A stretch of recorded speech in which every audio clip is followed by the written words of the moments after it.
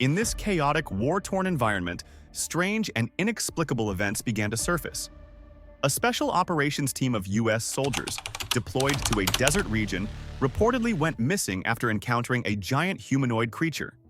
This leads us to the subject of this video: the mysterious giant primate known as the Kandahar giant, allegedly encountered during the Afghanistan war.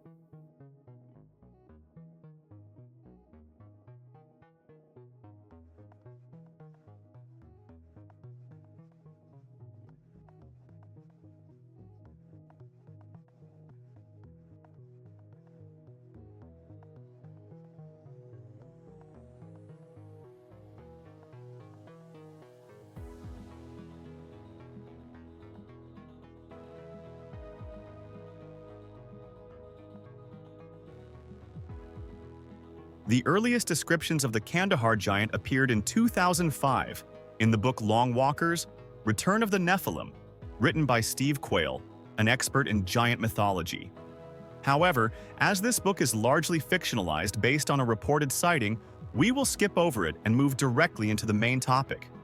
Coast to Coast AM is a famous late-night American radio show that discusses supernatural events and conspiracy theories through interviews and call-ins, drawing millions of listeners weekly at its peak. On December 3, 2008, Steve Quayle appeared on the show to discuss his latest research on giants. He claimed that secret U.S. government organizations might have captured live giants and placed them in a state of suspended animation to study their genetic structure. During the program, a call-in interview was conducted with an anonymous U.S. C-130 transport pilot, one of the alleged witnesses. The pilot claimed that, in 2002, during his service in Afghanistan, he had been tasked with transporting the body of a massive humanoid creature. He recounted landing his aircraft in a mountainous area near Kandahar and spotting the enormous being from a distance. He described the creature as having red hair, 6 fingers on each hand, and wearing crudely made shoes seemingly crafted from canvas. The transport net used for the body measured 12 feet in length. After accounting for the net's weight during takeoff, it was estimated that the creature weighed about 1,100 pounds, approximately 500 kilograms. The body, marked with gunshot wounds, was reportedly killed by military gunfire and subsequently transported to a military base in Ohio.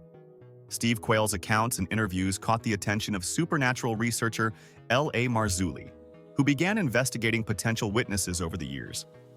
In 2010, Marzulli hosted the Watcher series, a supernatural documentary. After the show aired, filmmaker Richard Shaw received an anonymous call from someone claiming to be one of the U.S. soldiers involved in shooting the giant. In 2016, during an episode of Watcher series, Marzulli interviewed this participant, referred to as Mr. K. This interview finally brought the mysterious story to light. In 2002, a U.S. Army patrol stationed in Afghanistan lost contact with their base after completing a mission in a remote mountainous area. It was suspected they might have come under attack. Mr. K belonged to a special operations team dispatched to the area for a search and rescue mission.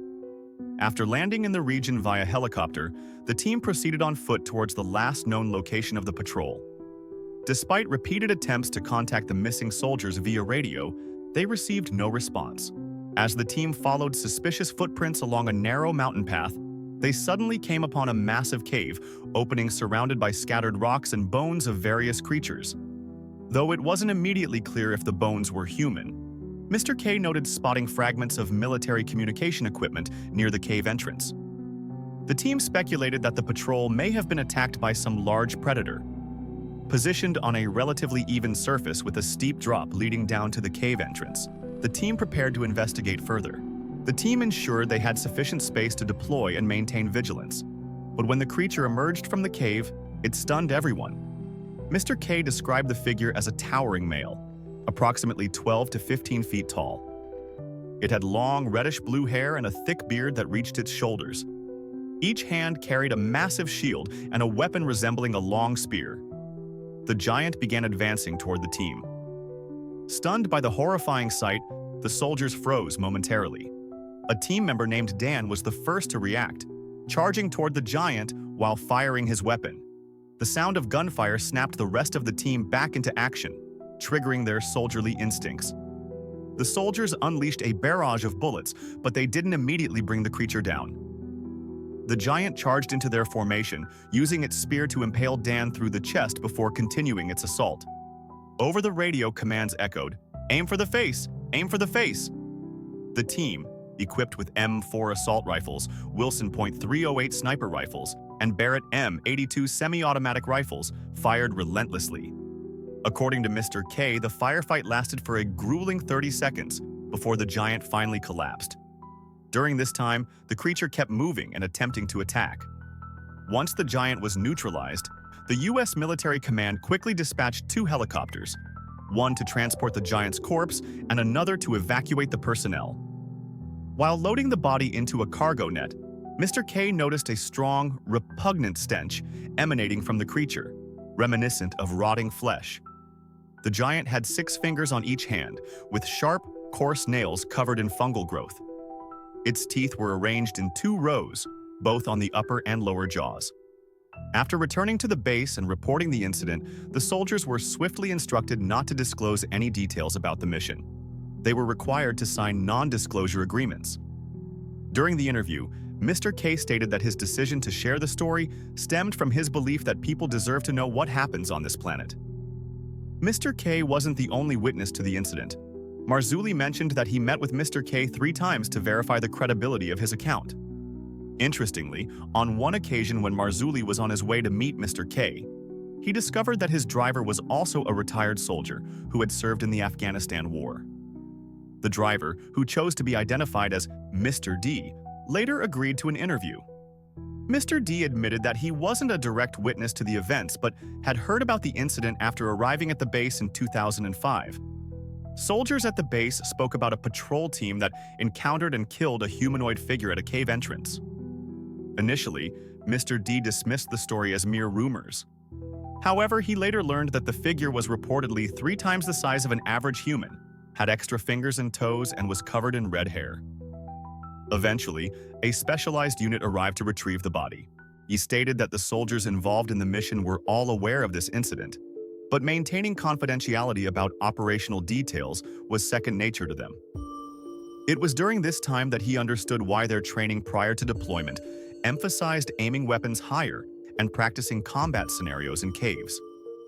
This suggested that the military believed similar giant humanoid creatures might exist in the region. Nick Orton, an active-duty logistics officer in the U.S. military and a paranormal enthusiast, compiled reports of supernatural events from soldiers and veterans into a book titled Tales from the Grid Square. This book included accounts of 4 additional sightings of giant humanoid creatures in Afghanistan, beyond the well-known Kandahar giant story. One account came from an anonymous U.S. Army squad leader who described a night in 2008 to 2009 while patrolling in Afghanistan's Kunar province. Using a thermal imaging system, he observed a massive heat signature at the top of a hill. The trees in that area were about 10 to 12 feet tall, but this entity was taller than the trees. It moved incredibly quickly, walking along the ridge before disappearing from view. A second report came from a U.S. Air Force Reaper drone operator conducting a surveillance mission in northern Afghanistan. He observed giant humanoid figures, estimated to be 3 to 4 meters tall, near a small, rudimentary hut. They wore coarse clothing and thick cloaks. Nearby goats appeared tiny, like kittens, in comparison. These giants displayed no aggressive behavior and appeared to be performing mundane daily tasks. The surveillance lasted approximately 10 minutes until the drone moved out of range. 2 other reports mirrored these encounters. One came from a U.S. Air Force pilot and another from a former Australian Army member. They spotted humanoid figures standing 8 to 12 feet tall in Korangal Valley and Uruzgan province, respectively. Aside from their immense size and unique attire, these beings exhibited behavior indistinguishable from ordinary humans. Given the descriptions of the Kandahar giant, no known creature aligns with its characteristics. 2 prominent theories attempt to explain its existence. The first posits that giants like the Kandahar giant are real and have lived in remote, inaccessible regions. Governments, including the U.S., may have concealed their existence to prevent public panic. The concept of giants appears in myths and folklore worldwide. Researchers like L.A. Marzulli and Steve Quayle argue that reports of giant humanoid sightings might corroborate the existence of a race of giants mentioned in ancient texts, such as the Nephilim. The Nephilim, as described in the Hebrew Bible, were a mysterious group of massive beings. Genesis 6:4 references them as the offspring of the sons of God and human women, calling them heroes of old, men of renown. Numbers 13:33 mentions them as towering figures inhabiting Canaan, making ordinary people seem like grasshoppers by comparison. Most biblical scholars interpret the Nephilim as giants, though some debate their exact nature. These theories, while intriguing, lack conclusive evidence. Whether the Kandahar giant and similar sightings validate ancient accounts of giants remains a mystery.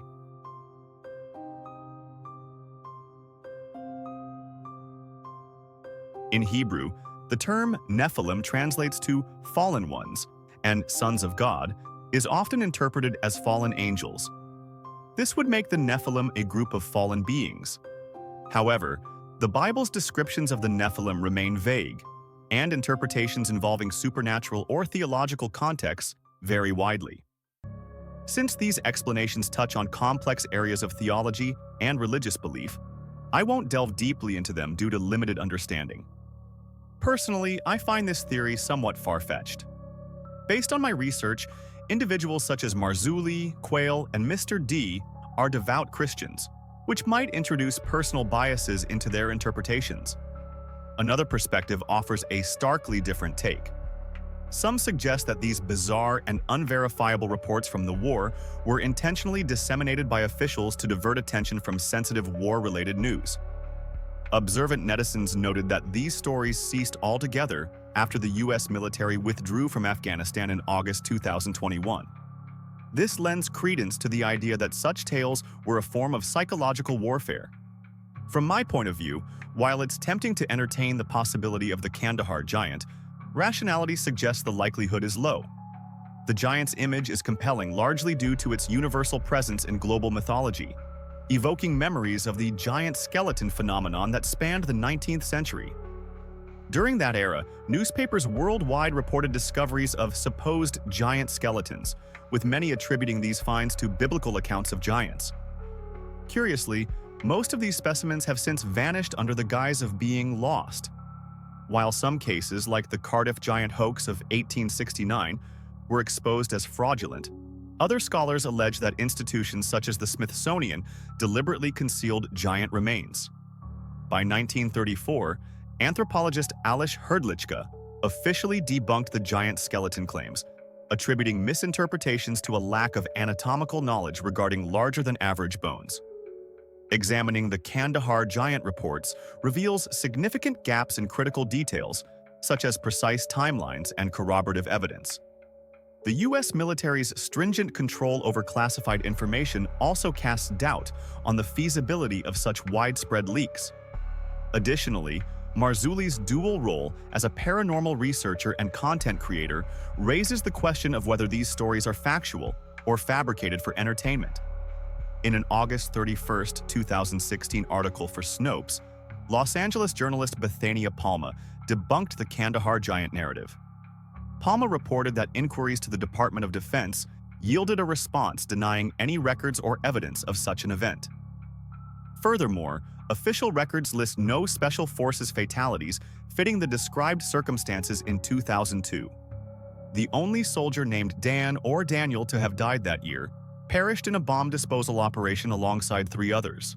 Ultimately, the evidence supporting the Kandahar giant remains tenuous at best. While it's conceivable that undiscovered giant primates exist on Earth, such claims require robust evidence.